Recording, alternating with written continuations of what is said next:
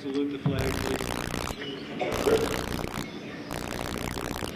Allegiance to the flag of the United States of America, to the republic for which it stands, one nation, under God, indivisible, with liberty and justice for all.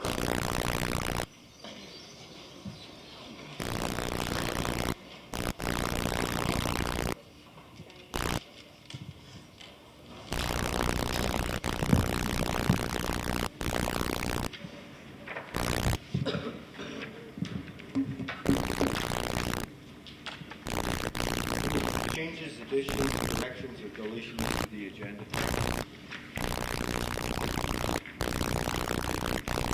Mayor, I'd just like to make a few comments prior to the agenda. Okay. Item 29.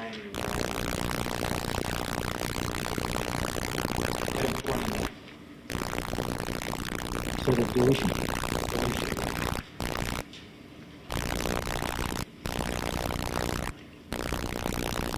We have some of the backup for it, but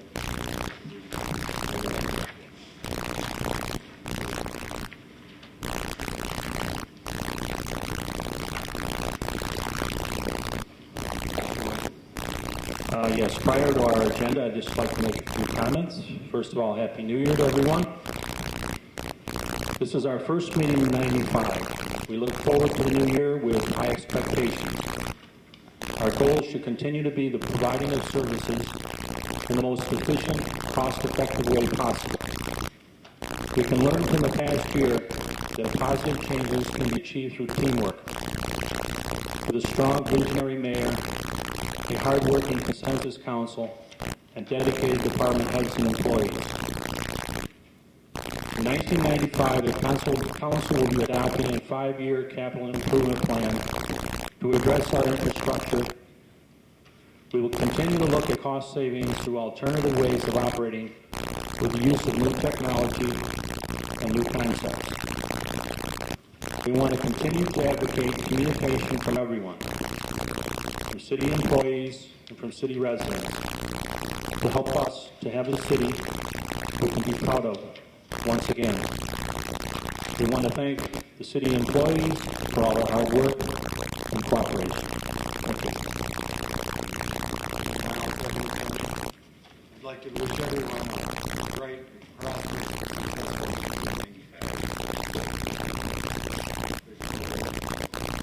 Mayor Bullard. Here. Alderman Lincoln. Here. Alderman Carnegie. Here. Alderman Weston. Here. Alderman Cavallaro. Here. Alderman Trowbridge. Alderman Allen. Here. All present. Resolved that the minutes of the common council meeting held on November 17th, November 30th, December 6th, and December 9th, 1994 are hereby approved.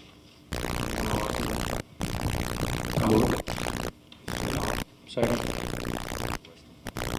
Motion, all in favor? Aye. Aye. Aye. Any opposed? Motion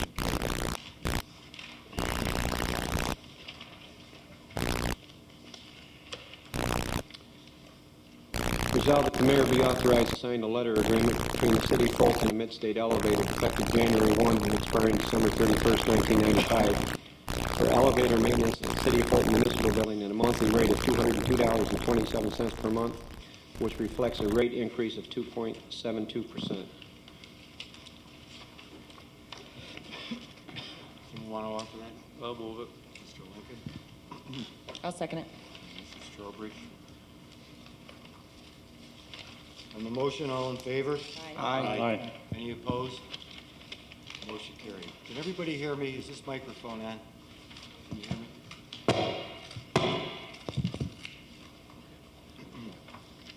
Resolved that the mayor is authorized to execute an agreement between the City of Fulton and Oswego County Opportunities for 1 year commencing on January 1, 1995 and expiring on December 31st, 1995 for use of the community room for the senior citizen nutrition program in the municipal building.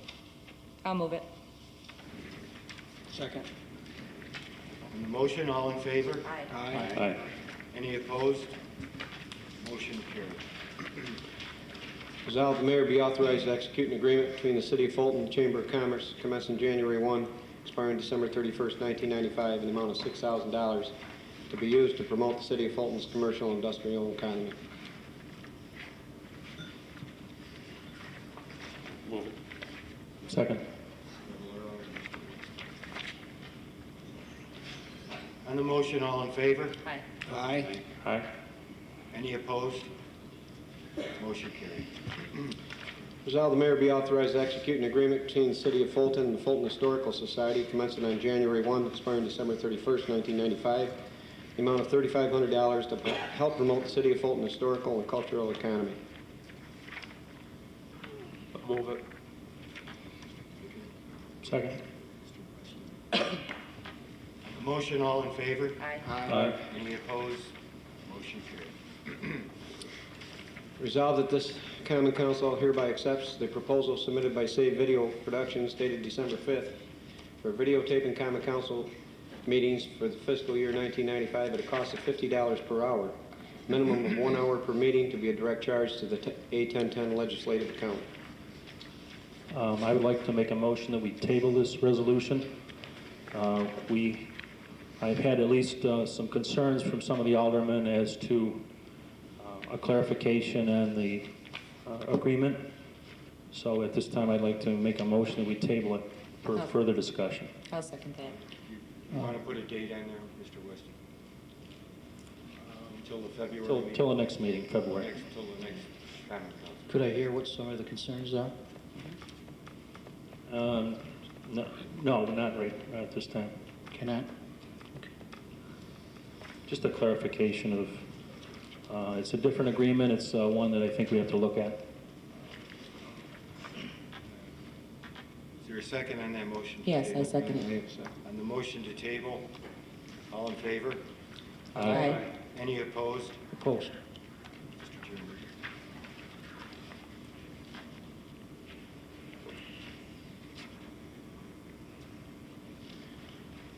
Resolved that the mayor be authorized to sign the agreement between the City of Fulton and Mr. Jerry Hurahan dated December 16th to allow Mr. Hurahan to act as assistant dog warden for City of Fulton for the year 1995 as an independent contractor as per task. I'll move it. Second. On the motion, all in favor? Aye. Aye. Any opposed? Motion carried.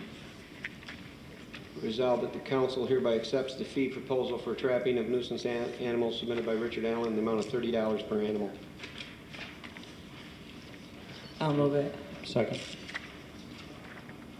On the motion, all in favor? Aye. Aye. Any opposed? Motion carried. Is at various times during the fiscal year, the Office of City Chamberlain receives revenue in the form of insurance recoveries and other reimbursement for losses. Whereas generally accepted municipal accounting procedures mandate that upon receipt of said insurance recoveries, the Chamberlain should increase the city's estimated revenues in the amount of the insurance recovery and increase the appropriation by the amount of the insurance recovery and the specific budget for which the insurance money was received. Therefore, be it resolved, the City Chamberlain is hereby authorized directed during the fiscal year of 1995 to increase the city's estimated revenues in the amount of any insurance recovery money received and to increase the appropriation in the specific budget for which the insurance money was received.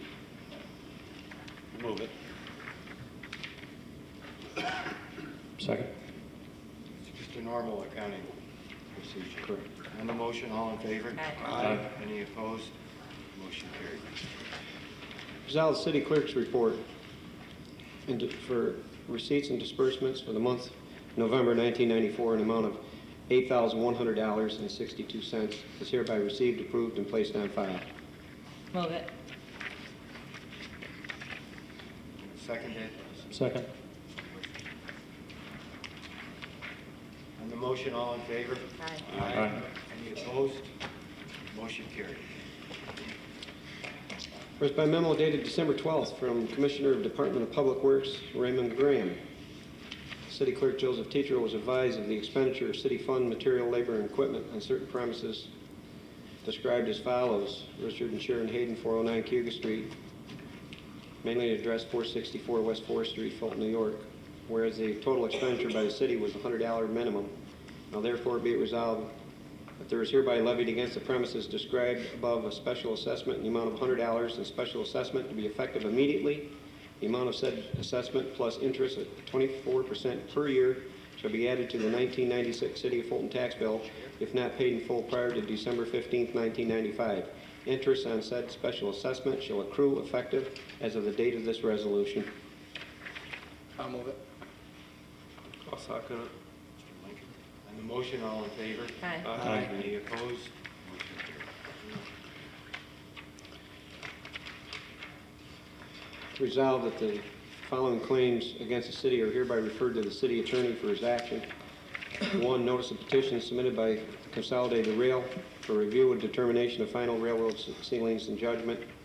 Two, notice of petition submitted by Syracuse Telephone Company, DBA Cellular One, for a judgment to annul the Fulton Planning Commission November 14, 1994 denial of their application for site plan approval for cellular telephone service cell site on Challenger 7 Drive.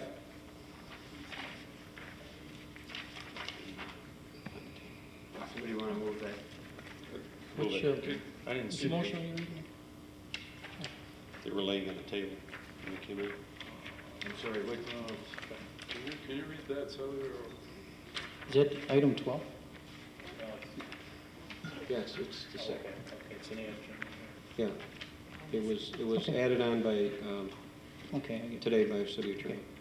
We received it today. What is the claim involved? Jerry, you want to?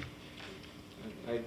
Well, it's a Article 78 proceeding against the Planning Commission for denial of the site plan approval of Challenger 7 Drive. I wrote everybody a letter today, but you didn't get it.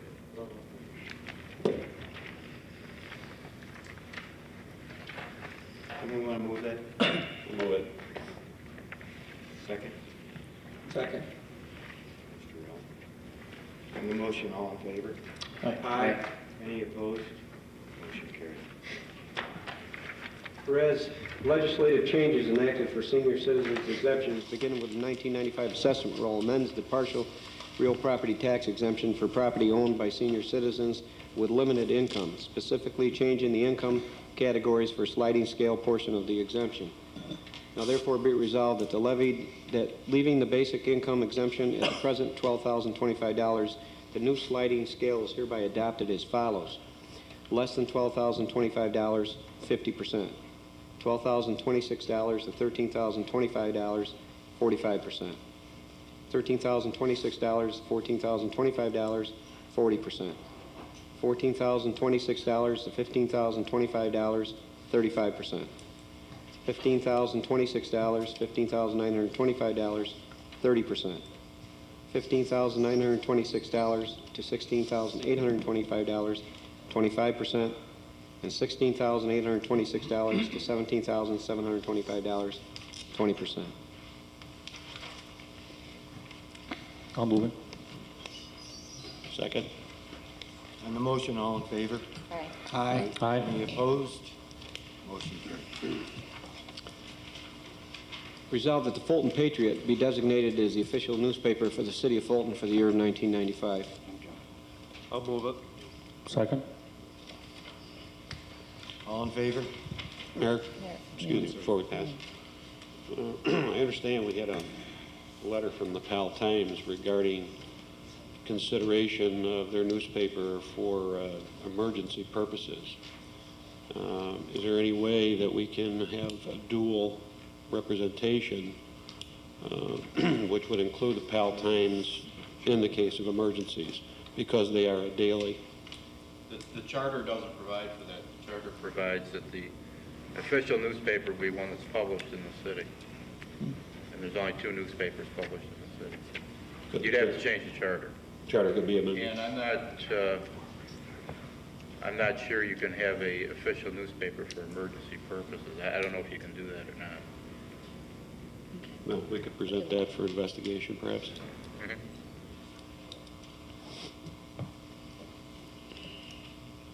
Is the official paper mostly for legal notices rather than just notification of other items? You think, right? Legal notice. Just legal notices. The charter, I think the charter goes so far as to say you'll switch Back and forth. back and forth.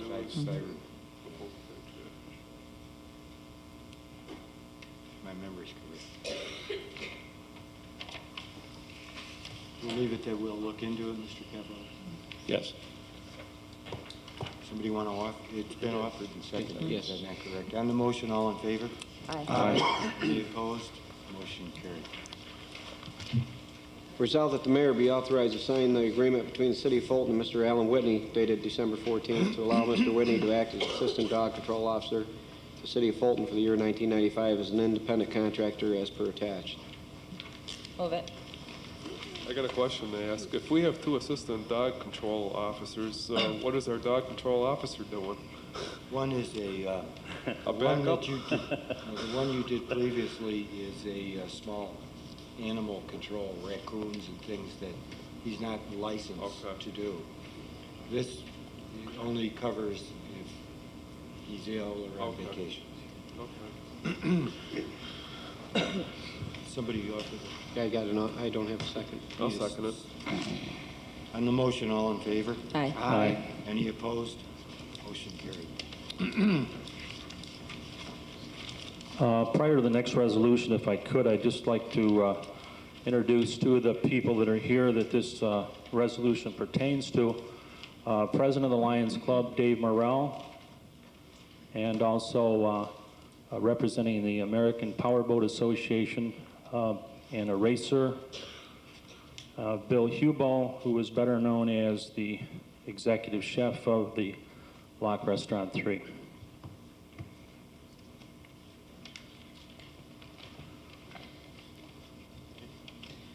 Whereas the Fulton Lions Club, being one of the largest and most active Lions clubs in the district and being part of the Lions Club International, the largest service club in the world, has agreed to sponsor a sanctioned American Powerboat Association race at Lake Neontawana on the weekend of July 14th, 15th, and 16th.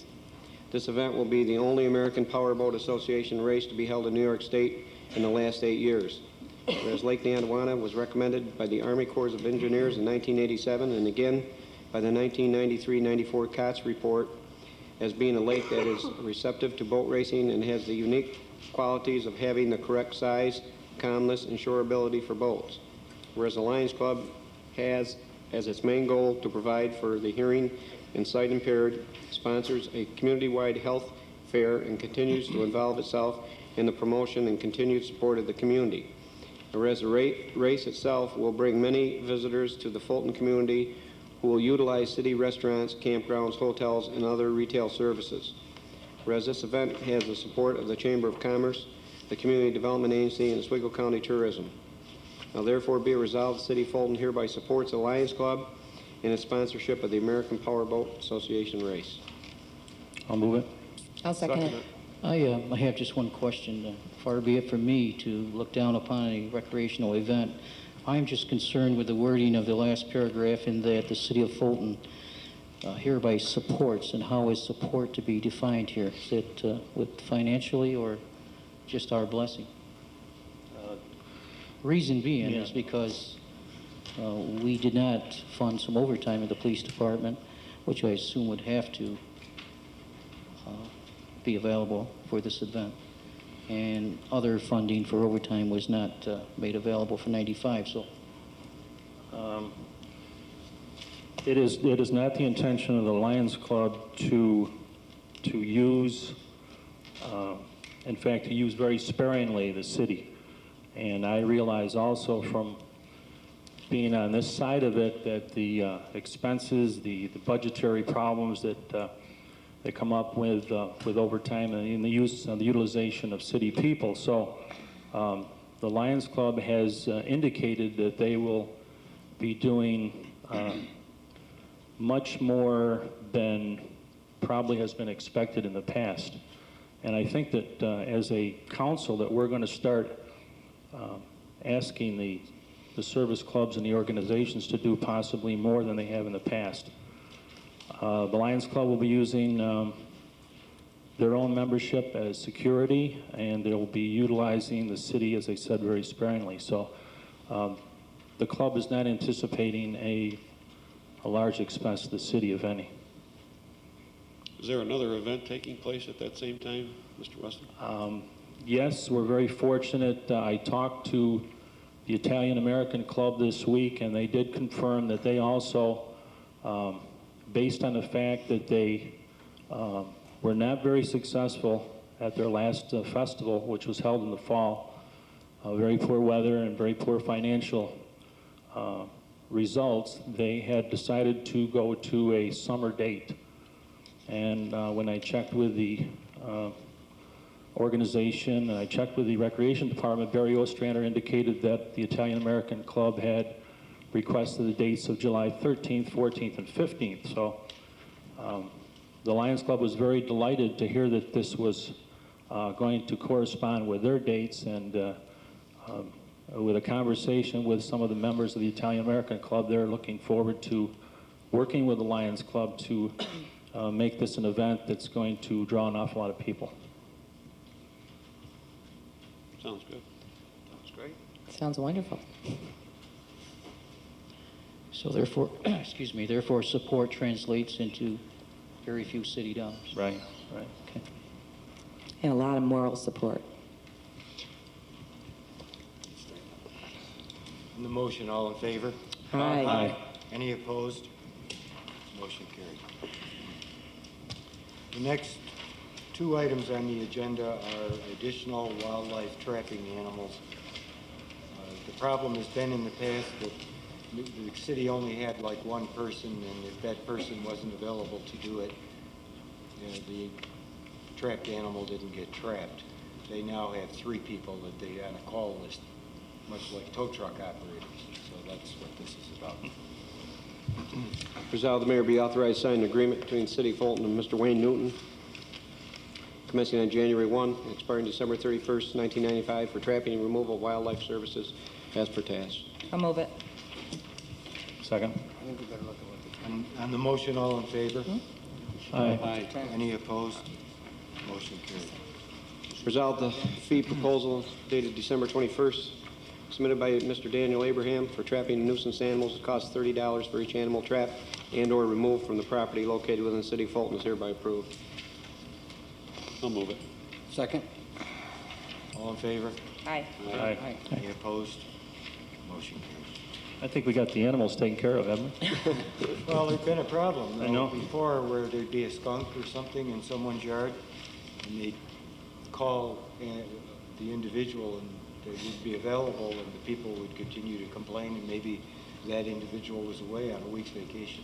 So now we have three people we can call. Well, I can relate to that because I had a call maybe 2 months ago. There was a raccoon down in the storm drain on Ellen Street. So There's a major concern over rabies as well. There should be, and small animals are a problem. You're going to see more need for small animal trapping. Next item. Notation that the city clerk has advised this council at a meeting of January 3rd that the proper letter of disclosure pursuant to Section 803 of General Municipal Laws has been filed with him by the following employee: Mr. Wayne Newton, Fire Department, Nuisance Wildlife Control. Resolved, the Common Council hereby accepts a quote submitted by Carmen Vescio Incorporated, dated October 20th, 1994, the amount of $6,875 for the demolition of two structures located at 311 and 311.5 Erie Street to be direct charged to the A 3650.47 demolition account. This is demolition that's been committed a couple of years ago, I believe,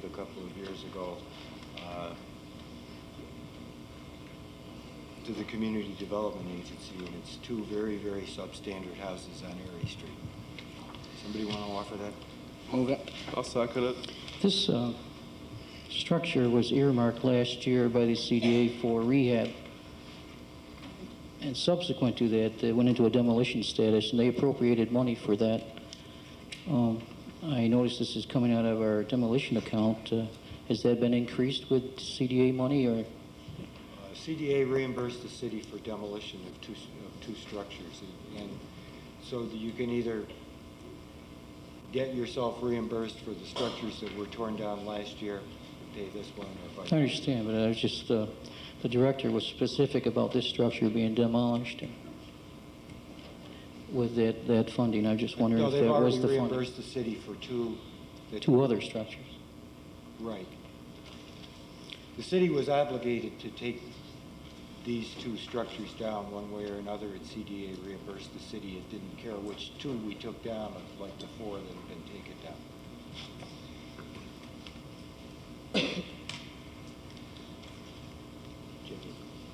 I have a motion and a second. On the motion, all in favor? Aye. Any opposed? I'm opposed.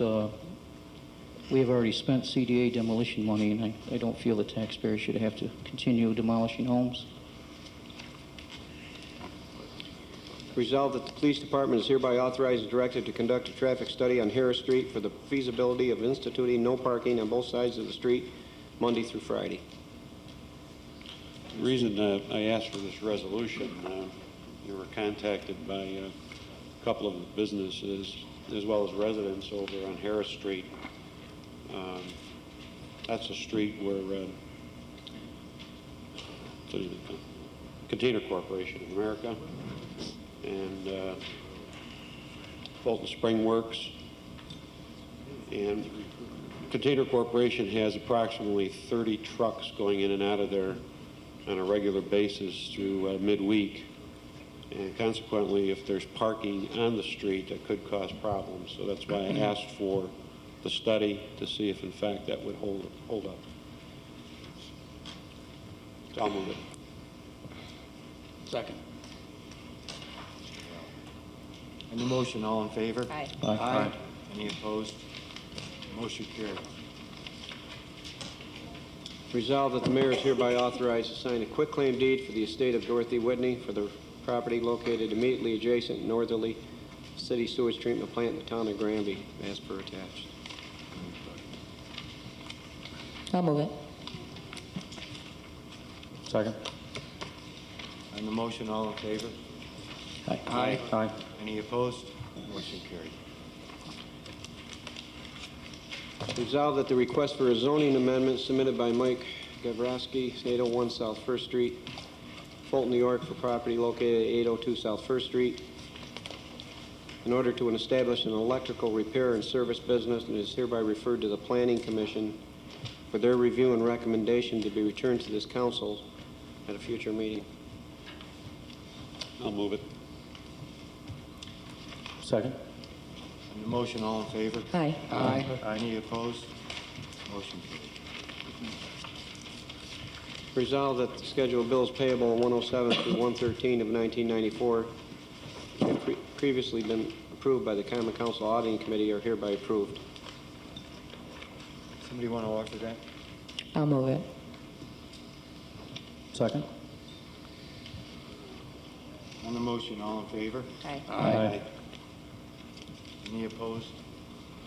Motion carried. Resolved that the mayor is hereby authorized to sign a quitclaim deed for John Jay for the property located at the intersection of Seward Street and Whitaker Road, as per attached.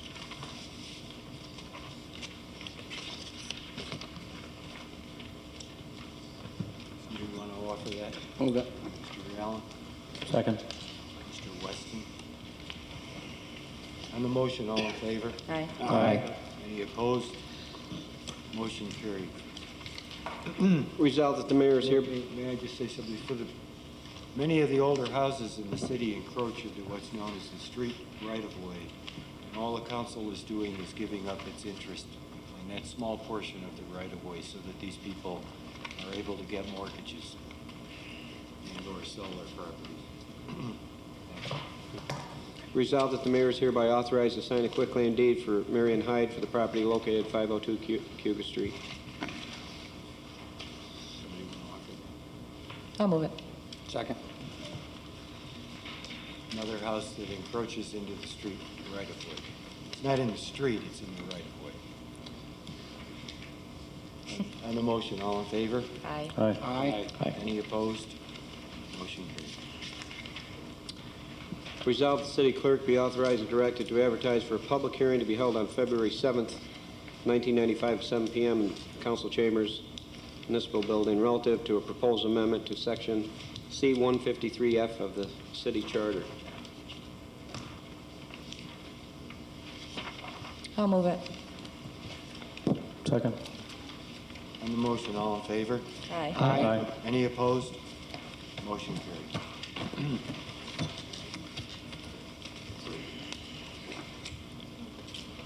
Whereas the Syracuse Telephone Company, a general partnership doing business as Cellular One, has filed an application for a building permit for certain real property owned by the city of Fulton situated on Batavia Ave in the city of Fulton. Whereas the proposed use of the real property must be approved by 3 municipal entities, being the Planning Commission for the site plan approval, the Zoning Board of Appeals for a special use permit, and the Common Council for a lease agreement. Whereas by letters dated December 27, 1994, City Attorney Jerome A. Marbito informed the members of the Common Council, Planning Commission, and Zoning Board of Appeals that one body should declare itself as lead agency for purposes of review under the State Environmental Quality Review Act. Whereas by letter dated December 30th, 1994, the Bureau Chief of Bureau of Code Enforcement, Daniel J. Vaughn, recommended to the Common Council that the Planning Commission should declare itself as lead agency. Now therefore be it resolved that the Common Council does hereby decline to act as lead agency and does further hereby recommend that the Planning Commission declare itself to be the lead agency for the purpose of the Secor review for the application of Syracuse Telephone DBA Cellular One for a building permit on Batavia Ave. Be it further resolved that this resolution concerns the Secor review procedure only and is not to be deemed or inferred as a vote by the Common Council on any proposed lease agreement with Syracuse Telephone Company DBA Cellular One. Someone want to offer? I'll move it. I'll second it. We have two. I got it. All together, on the motion, all in favor? Well, I have a question for the attorney. I'm referring to your memo. Does this mean the council should pass a resolution asking a particular commission to become lead agency? I mean, do we need to... In this particular case, there's 3 city agencies that need to act before the total project is approved. You have to do a seeker review at some point. It cannot be conducted by all 3 agencies. It should be conducted by one of the 3. And any one of the 3 can say they want to do it. I wrote the memo December 27th explaining the procedure to the council. Mr. Vaughn called me a couple days after that, and his opinion was that the Planning Commission should act as a lead agency. And since our council meeting was tonight, I suggested to him that there be a resolution where the council would decline to act, and then one of the other 2 would have to act. The council can vote to act as lead agency if they want to. No, that's not my question. My question is that we are recommending the Planning Commission. Is that indeed what you had mentioned in your memo? No, I didn't make a recommendation on that. Okay. Because I understood it to say that once a lead agency is declared by one of these bodies, then the other 2 would would sign off in effect or confirm. Well, that would be the procedure, but if the council in effect signs off, then the planning board has to pass a resolution saying they want to do it. And then the zoning board would have to pass a resolution saying that they want the planning commission to do it. Because I understand there's a 14-day dispute area there, if the planning says that they would want to. Correct. Okay. So therefore, I don't know why we would be recommending the planning commission. I mean, we should Because simply just say that we are not the lead agent. I think what he's saying is, the common council should stay out of it. It's either the zoning board or the planning board that should make that recommendation. And, Well, you can decline to act if you want, and not, all you're recommending is that the planning board be lead agency. You can delete that part of the resolution if you want to. I would prefer that. I have other comments, though, I'd like to make on this issue before I make that amendment motion. On October 4th, agenda item was to pass a lease agreement which would allow microwave dishes and antenna to be placed within 500 feet of residences and an elementary school. Alderman Lincoln and I argued this agreement should not be voted on before the proper commissions receive and approve the application and the seeker process be introduced. The issue was resolved when the council passed a resolution declaring it would not vote on the lease until the applicant met certain conditions. The applicant later withdrew from the Batavia Ave site and applied at Challenger Drive where it was denied. They have since returned to Batavia Ave, as I understand it, at the open invitation of Alderman Weston. The applicant is said to have changed the terms of the lease agreement to eliminate microwave dishes. I note that change has not been introduced to the council, though Mr. Weston claims it's so. I would like to publicly commend Alderman Lincoln for his part in this application. He is genuinely performing his job as alderman by acting on behalf of his constituents. When 150 people petitioned to halt this application, Mr. Lincoln responded since the Batavia Ave water tower is in his ward. On the other hand, the entrenched position Alderman Weston has chosen is disturbing to me. Mr. Weston is a member of one of the three governing bodies who must give its consent to the applicant or act as the lead agency in the seeker process. Mr. Weston has interposed himself into this issue by seeking endorsements from various governmental groups. He has written letters to city commission chairmen and their members, imposing his views upon them. And he has written letters to newspapers espousing his own views on environment and declaring such on behalf of the Common Council. In effect, Mr. Weston is interfering with proper democratic process. Our commissions are vested with authority to act on behalf of municipality. Therefore, they should be allowed to perform without undue pressures placed upon them from a legislative member. I'm quite puzzled today as to why Mr. Weston would accuse Mr. Lincoln of introducing a fear factor, or why he places so much credibility in government opinions when health questions involving electromagnetic fields have not been answered. A few years ago, during the formation of a local action committee, a certain level of fear was approached in this community, and a certain level of distrust was placed in governmental sources who were claiming our local environment was not being adversely impacted. Was that action committee wrong in their approach? Mr. Weston's approach is improper, and he is acting outside the realm of his legislative position, in my view. I call upon him to refrain from using his position as council president to advance his personal belief at future commission meetings. His beliefs are certainly not shared among the entire council and the public at large. He should let the commissions do their job. Thank you. Well, I don't want to get into a debate with Alderman Tremicci. I think I've made my position very clear. From the first meeting on October 4th, there was a great deal of confusion. We didn't have the information that the council felt they needed to make a good decision. Therefore, I felt it was imperative that we look for more information. I secured as much information as I could from as many sources as I could. Not being partial, but being impartial and saying, let's hear from the health department, let's hear from the EPA, let's hear from the FCC. These are the commissions, these are the agencies that govern this type of activity. When I got that information back, I took that information, I made it public. I made it public to the various commissions that would have to deal with this. I made it available to the public. The reason that I put that information in the paper is to reassure the people that according to the information that I received back from the various agencies, that it was all positive and that the problem was magnified. I'm not doubting Mr. Lincoln's intentions. He has a ward of people to represent.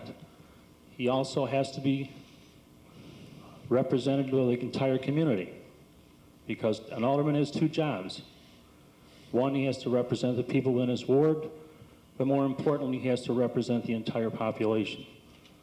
So I think from what I was hearing from the people that I was talking to, from different aldermen, they were concerned about the entire community. And that was a position I took. Thank you. May I add something now? I received from a Dr. Tucker a letter that he wrote to a Robert Anderson, who is the Jamesville DeWitt School District school superintendent, and I'd like to enter this into the minutes of the meeting tonight and have our city clerk read this.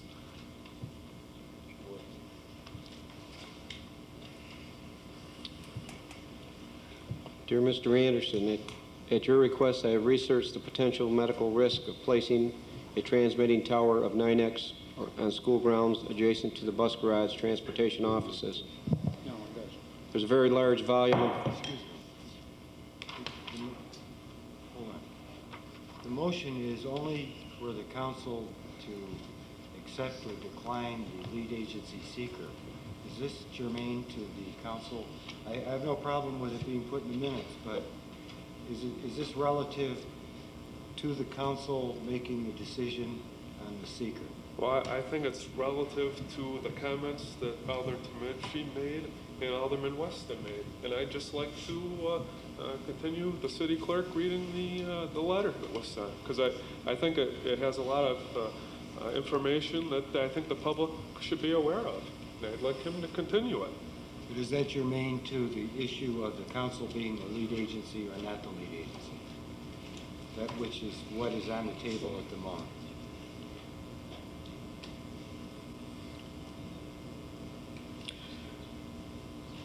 You may rescind that, John, and read it during the, have it read during the I have no council problem with it discussion. being read at the appropriate time. What the Exactly, council... I'm trying to find an appropriate time. That would be at the end of the session. Well, if you want, we can wait, but... That's fine. So we had a motion. Did we have a... Wait a second, there's somebody who'd like to say I something. would, Quick comment. Mr. Mayor, Joe Langlois, 30 Moran Drive. In regards to lead agency, what does that mean? Does that mean they have the final responsibility for this issue, or what exactly does lead agency mean in lay people's terms? Okay, anytime you have what is called an action, and an action is, for our purposes, a construction project, you have to do an environmental study.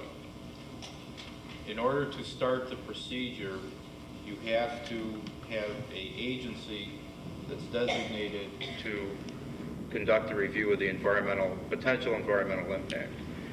Normally, there's only one city agency involved in a project, okay? And what would normally that agency be? What you're saying is normally you have one of these agencies do this. In the city of Fulton, who has been responsible in the past when you've run into this? Has it been the council? And if so, why are you changing it or looking to change it to another agency? Well, I am not looking to change it to anything. I informed the council that there were 3 potential agencies involved in this project, and that one of them should designate themselves to be lead agency or defer to the other 2. I didn't make recommendations to anything. I just notified the council of the problem, because you can't have three lead agencies, you can only have one. Will all three of those agencies still require approval for any of this to happen? All three agencies still have to approve the project, but only one will have anything to do with any environmental impact. So if any one of these agencies says they're not in favor of this, then this issue will not go any further? That's Is that correct? That's correct. Thank you. Did you make a motion to amend that resolution? Yes, I would motion that we amend this resolution to strike out on Section 5, after saying the council does hereby decline to act as lead agency, to strike the remaining paragraph, remaining of the paragraph.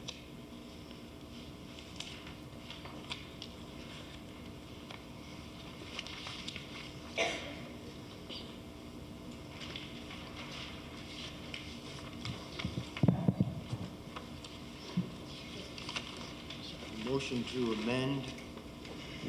Okay. I need a second on the motion. I'll second.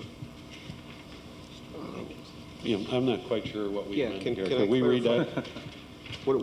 What exactly are you, Paragraph 5 Right. should be stricken to be read as, now therefore be it resolved that the Common Council does hereby decline to act as lead agency, Period. Period. period. okay. Now, are you going to add the last resolve? Yes. Reline? So the motion to amend would be to say, be it resolved, the Common Council does hereby decline to act as lead agency, period. The Yes. following paragraph would also be included in this Yes. resolution. I just need clarification. Alderman Terramaggi, what was your objection on recommending the Planning Commission? I guess Well, I'm unclear on that. I was referring to the attorney's memo who stated that one of the three governing bodies in this action would declare itself lead agency. We are declining that status. The other two must first declare, one of the two, and then we would follow up by confirming that. That's the verbatim of the memo from the attorney. I think also, didn't the code enforcement officer recommend that the planning commission be the lead agency? Yeah, but I mean, we've given them a site plan review in which they're very gifted. They're good people. They're citizens from our. I really think it's an important body. I think we've given them the power, and I would really like it to stay in the Planning Commission. I do recommend. They very well may. I mean, Yeah, all they but need to do is pass a I do resolution. recommend that it does, since they've worked under the site plan review and they're familiar with it.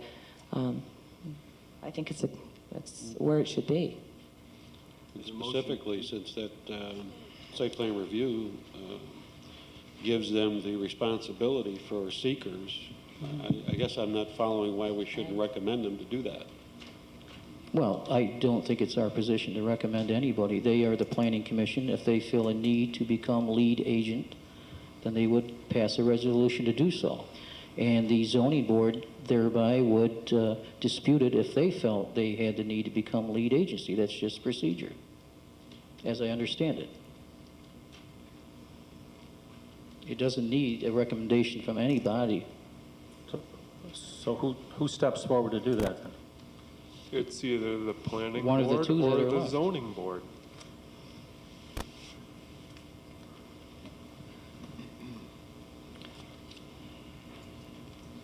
A motion to amend the existing resolution, deleting from the words lead agency to the end of that paragraph.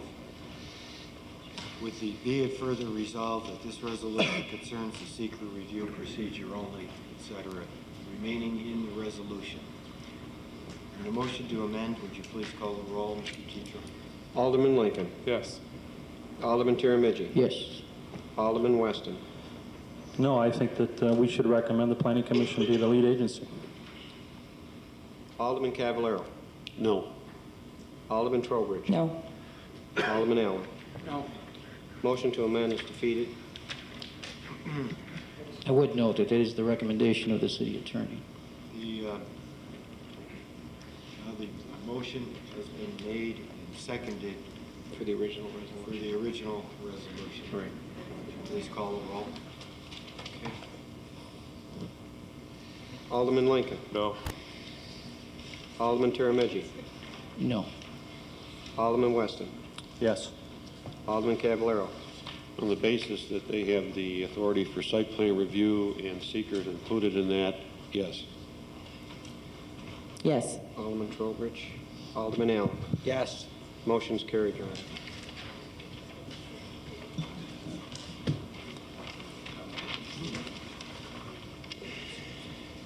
Anyone in the council, any other business? Can I have the city clerk read the letter now? If I could, just before that's read, I would like to recognize 3 more of the Fulton Lions that came here to support the resolution. Our first vice president and next year's president, George Sprague.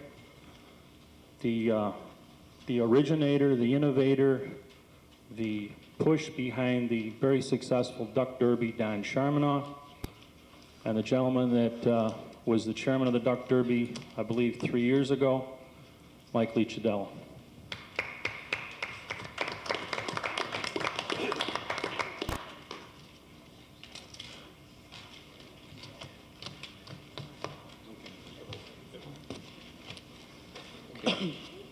It's a letter dated June 8th, 1994, to Robert Anderson. Dear Mr. Anderson,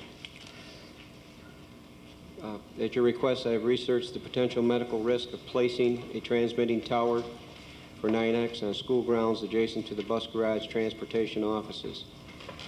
There's a very large volume of medical research and conjecture regarding the risk of electromagnetic waves. The bulk of this research focuses on the risk for hematologic cancers in children and adolescents. My conclusion is that this is a controversial and often very emotional topic. The medical literature is inconclusive in terms of establishing definite causality between electromagnetic wave exposure and malignancy. Several studies have been suggestive of a link, other studies have not. In 1990, the EPA issued a report stating that there is a growing amount of medical literature which demonstrates a consistent pattern of response which suggests but does not prove a causal link between EMF and human malignancy.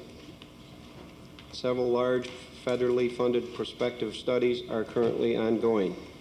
Medically, I believe it is fairest to say that we simply do not know if there is a definite causal risk, and 2, if there is a risk, the magnitude of multifactorial impairments of the risk.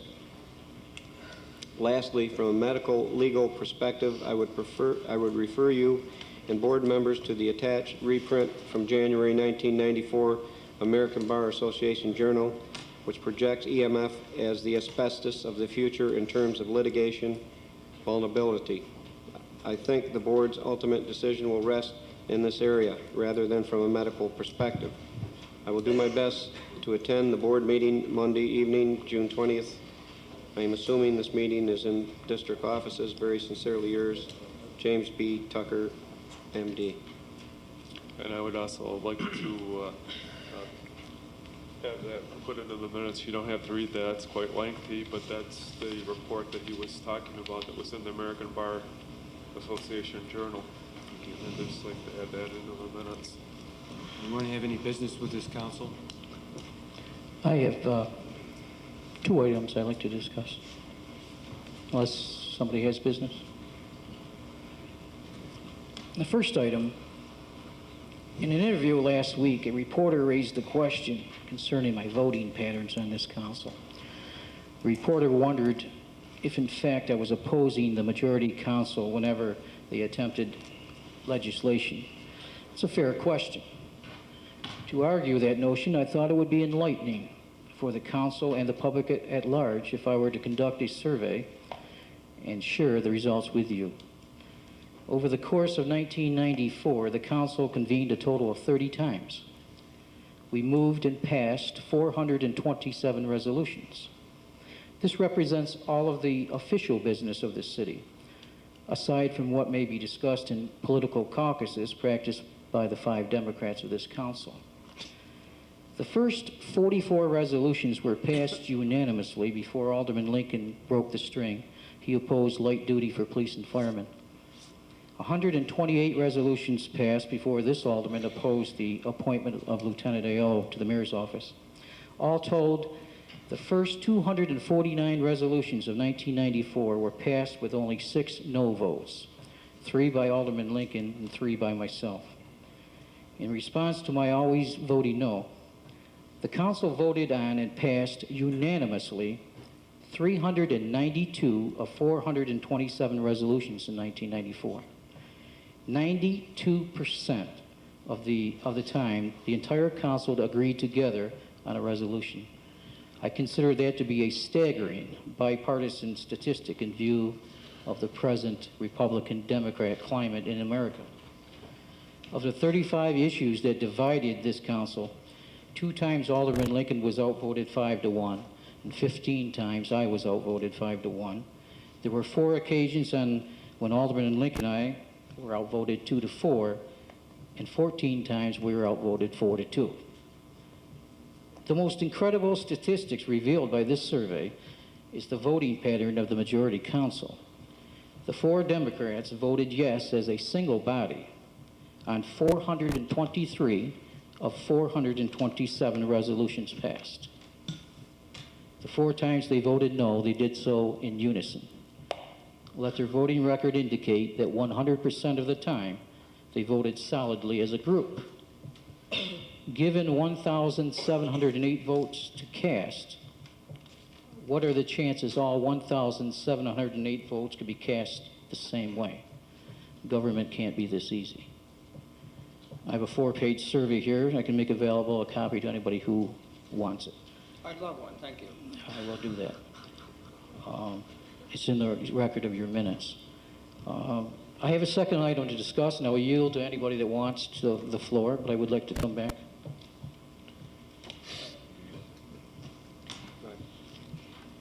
Since we were pretty much elected on the Democratic platform, I would say that that's probably a good reason why we've all voted unanimously on that platform. Thank you. Well, my second discussion. 2 weeks ago, a press conference was called by this majority council. Although there were local hockey officials present and the chairman of the Recreation Commission, no one was allowed to speak or ask questions outside of members of the press. Tonight, I would like to respond to that conference, only because I feel the real purpose was to hang this alderman in effigy. I was not invited nor notified of this conference, and it is clear now why. When I was called a liar, when it was said that I recanted on my support of the management agreement, and when it was told that I distorted information regarding the community center budget, had I been there, this council could not have made those claims stand. I'm embarrassed for the council and for myself about things that were said and alleged in that conference. The subject of the community center being placed under a management agreement was never meant to be politicized. Several days in advance of the actual vote, I attempted to reason with this council. I was disappointed that not one councilman responded to my memo. 3 issues developed in that conference I would argue tonight: the questions of my integrity and of legality, and the issue of cost savings. First, I have not told a lie. The facts are available for anyone to see. The day following that conference, I asked the mayor and council president to enumerate the lies I was to have told or issue a public apology to me. They have done neither. That I had given my support to this project only to later recant, as reported by the mayor, is a complete fabrication. No commitment in that executive session was ever officially or properly tendered by the mayor. Section 105 of the Public Officers Law requires minutes to be recorded and a voting record compiled if action is taken. The resolution never became a consideration. The official minutes of that meeting reads, resolved that this common council reconvened from executive session with no action taken. Resolutions passed by the council permitting the mayor to enter into negotiations on any project are proper procedure in our form of government. In the 13 days that followed the executive session, no resolution was introduced or passed on the council floor authorizing the mayor to negotiate with the Syracuse Stars. Yet Mayor Bullard states in the official city newspaper, quote, "There was a total agreement by all members of the Common Council, including Mr. Teramici," end quote. The Valley News. In an opening paragraph of a letter appearing in 3 different newspapers, Mr. Weston wrote, "Recently, the Common Council authorized the mayor to enter into an agreement to oversee the ice rink at the community center. The majority council approved this action." The fact is, the council authorized the mayor to sign a management agreement, but there was never any authorization to negotiate this agreement. Continuing with legality issues, I spent a major portion of my life enforcing laws. I'm not a lawyer, as the mayor so astutely points out, but I do have a working knowledge of law.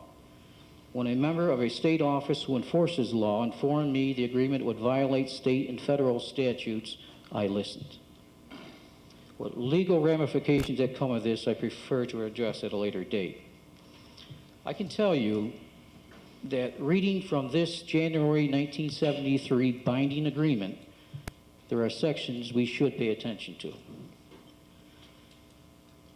In the press conference December 19th, Mayor Bullard was heard to say he had spoken with state officials on this question of legality, and the matter would be cleared in a week or so. The office that enforces this agreement told me last week that no conversation has taken place with the mayor aside from December 1, when he was advised the agreement was improper. Lastly, the question of cost savings. I have here the official city Chamberlain records. It's a computerized printout. The department head and I went over this account in detail to ascertain exact revenue and expenditure numbers. Unlike the diddle sheet that was presented in the press conference with projections and budgetary numbers, this is the precise, up to the day, today, accounting applicable to the community center. The last time I checked, there are no distortions attributable to the official records of the Chamberlain's office. I stand firm. For the 8 months the ice rink is in operation, it is solvent. The Syracuse Stars got a brilliant deal. As for Mr. Weston's contention that it is unrealistic to not consider labor cost, the fact is we did. Under a reorganization, there would be minimum labor charges supported by user fee. Transferring people from one department to another does not translate into savings, as Mr. Weston would have you believe. And incidentally, no transfer of recreational personnel has taken place to date. If genuine savings due to labor changes are to be claimed, then why didn't this council introduce a resolution reflecting $60,000 in last month's tax bill? Members of this council espouse their concern for the taxpayer and hope to rid non-essential services like recreation from the taxpayer burden. But last month, before the 95 budget was approved, 2 things that should have happened did not.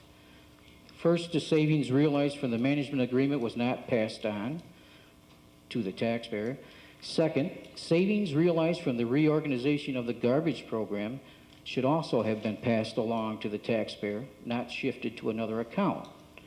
In reality, the 8.9% general tax hike should have been less than 1%. That is, if the council was truly concerned about relieving the non-essential tax burden and not stuck on rhetoric. I thank you for your time. I conclude with this quote from Samuel Taylor Coleridge: "In politics, what begins in fear usually ends in folly." Thank you. Wow. I'll respond to some of that, and I'm sure some of the other, if this is what we're going to do, we'll just hash this around for a couple of minutes. First of all, the press conference was caused by a fax sent by Mr. Teramici to all the aldermen and to the mayor. It was very pointed, it was very not complimentary, very sharp. And we said, how can we respond to this? We can't just let this go out. So we felt the best way to do that was to hold a press conference, which we did. Representatives from the hockey associations were there. It was not that type of a responsive type interview type of thing. It was there for one purpose, and that was to refute the allegations of Alderman Trimidji. The mayor made statements, and each one of the aldermen made statements. Many times it appears that what we see and what Alderman Trimidji sees appears to be different. We do have executive sessions. We do not vote on anything. We discuss things. We get a consensus. We have come out of many executive sessions thinking that all 6 aldermen agreed, only to find out when we get to the floor, someone has a problem with something. We don't hear about it ahead of time. We hear about it that night. As far as the hockey rink goes, when we met in executive session, it appeared to the majority, to all 6 aldermen, were in compliance that this was going to be a good agreement. We didn't have, I think sometimes Alderman Trimidji does not indicate specifically that he's for something, but at the same time, he doesn't specifically say he's against something. So we kind of go away with a kind of a confused attitude.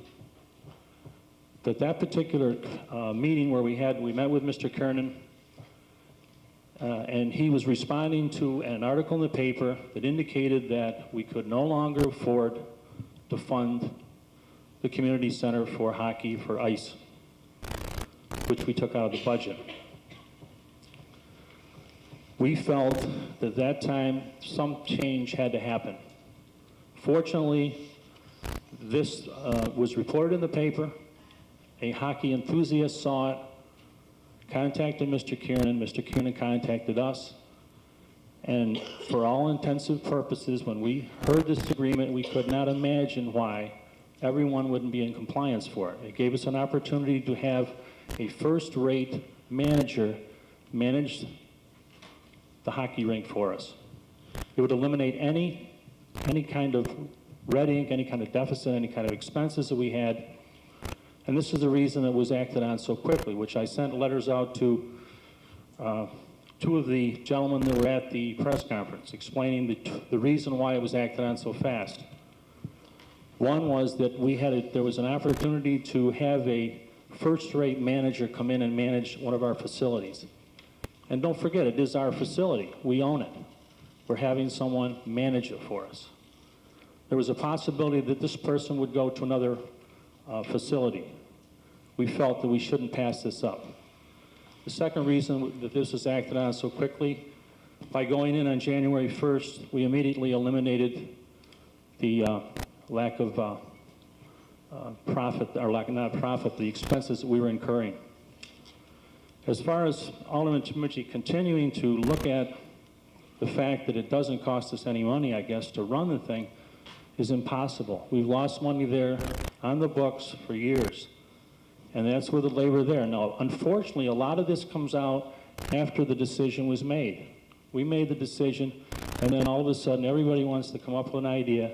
Everybody says that we can do this. Everybody says we can get away with less help. But at the time, we made the decision that we thought was right. As far as the savings go, the transfer of people, as to the best of my knowledge, the transfer will happen. I'm not sure the timing on it, but it will happen soon. And once again, that transfer will be made within departments where the budget will not be increased. We have a department that is short 7 people. These people will probably go into that department, and therefore that department will not have to hire additional help. I'd like a copy of Mr. Teramichi's 3 or 4 page paper, because it's very difficult to sit here and answer, and instead of having a press conference, we can debate this with written arguments at the last thing. I don't know if anyone here in the audience has ever taken a class in statistics, but statistics teaches you how to manipulate numbers or look at numbers in a different points of view. And people use them in commercials, advertisement. I have the same papers, Mr. Teramichi. And people look at numbers all differently. In fact, it was the Recreation Commissioner who said, Mr. Teramichi came up with a $3,000 plus. The Recreation Commissioner told us he had a $9,000 surplus, and he said, we can play with numbers. Everyone can do that. You don't have to be called a liar. You can do it legally. It's just what numbers you put on this side, what numbers you put on that side. I'd like a copy of Mr. Teramichi's letter he read tonight, and I will be glad to respond to it in writing at the next meeting. Thank you. Let's talk numbers. Can I please? I just have one question, and it's going to be a question because I don't know it for a fact. Is part of this lease agreement that the city is responsible to underwrite some of this gentleman's losses? It's not a lease. Is part of this whatever management, what would you prefer to call it? Well, Okay. it's not what I prefer. Well, what is it being called then, so I get the terminology It's a correct? management agreement. Is part of this management agreement that the city is responsible to underwrite part of this manager's losses? Yeah, And how much to the tune is the city responsible to underwrite his losses? I believe it's up to $10,000. Is that This per? year? No, first year. Okay, I'm just asking. No, So first that's the season. first year. So if it's renewed, does that also stay in effect? And if so, if the whole theory here was to eliminate red ink, why on earth would this council agree to underwrite a private business's losses? It makes no sense. It was put in, it only covers, I believe, the first part of this year. And it was an incentive to get him in there because he's got major bills at the first of the year. I understand that. As a business owner, how can you expect someone to put money into a facility if they're not even going to be able to incur a $10,000 first-year operating loss? Because we were losing a lot more.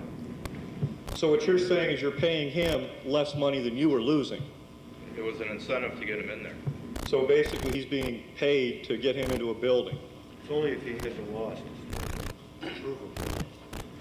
A provable loss. So if he does renovation work, then I'm assuming there's going to be a provable loss. It's on operating income. Now, how is the renovations going to be ascertained, or who's going to make sure that any renovations are done, or how binding is that portion of the management agreement? Well, I'm not going to sit here and rehash the agreement. The agreement's signed. It's in operation. It's done. It's over with. Are copies of that agreement available to the public at large? Thank you. I just want to talk numbers for one tiny little second. The expenditure numbers are in the expenditure with detail, and they're highlighted. They're there. As of this afternoon, expenditures for that rink for the year 1994 total $40,677.45. There is one bill not presented yet. That is a Niagara Mohawk bill. You do understand that arrives a month later. The last Mohawk bill was in the range of $7,500. We decided to double that, make it a $15,000 bill. Therefore, the expenditures for 94 would rise to $55,677.45. The revenues closed out for the year 1994, closed out, final figure, $59,838.35. That, by my addition, gives you a plus $4,160.90 profit. I don't know. I just don't know where it comes from. You know, we sat in on a budget meeting, and the recreation superintendent gives us the budget to look at for us to evaluate as to whether we should fund this, fund that, do what. He shows us 50-something in revenues. He shows us $117,000 in expenses. I don't know where he... The budget hearing took place in October. How is he to know at December 31st what he is to make and what he is to expend during the course of this year? He runs the department. That's exactly the point. He runs the department. The point is, and we said it at the ward meetings, and we said it, or I said it at the ward meeting, I said it here. The budget is anticipation and projection, period. And that's all you have to work with. You're presenting figures now that are more solid than No, they were. I didn't before. present I this didn't now, interrupt you, Joe. Mr. Teramachi. Please don't interrupt me. Well, I'll get it right. I think I did. I think I have. I presented my figures, which may differ from yours, but irregardless, I think this issue has been overplayed. I think it's enough. Let's get on with something more positive. Entertain a motion to adjourn. Well, I'd like just to say one thing. I'm still questioning the legality of the thing. Especially when our city attorney had a clause in there if I think it was the state or federal government had a problem with it, basically, the city could get out of the agreement. So if he's putting that into the agreement, it's telling me that there's something wrong with the agreement to start with. I have no comment on that. It's signed, it's done. I wouldn't think you would. Second on the motion to adjourn. I'll second it. All in favor? Aye. Aye. Any opposed?